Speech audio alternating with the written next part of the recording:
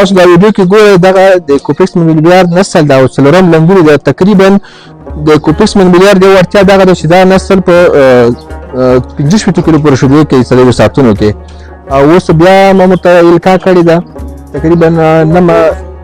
نمه میاشت ده چې انشاءالله غلند وختو کې بیا لنګونو کې څلورم نسل په نس باندې ده او 15 کیلو شیدې کوي. ګرانو مالدارانو که تاسو غواړئ چې دغسې اصلاح شوی نسل ولرئ نو کوشش وکړئ چې د لر سپین غر مالدارۍ او زراعتي شرکت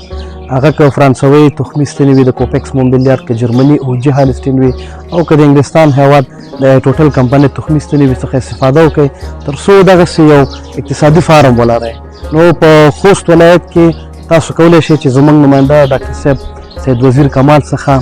د لر سپین غر مالدارۍ او زراعتي شرکت ټول محصولات همدارنګه تخمي ستنې ترلاسه کړئ او د غواګانو نسل مو اصلاح کړئ.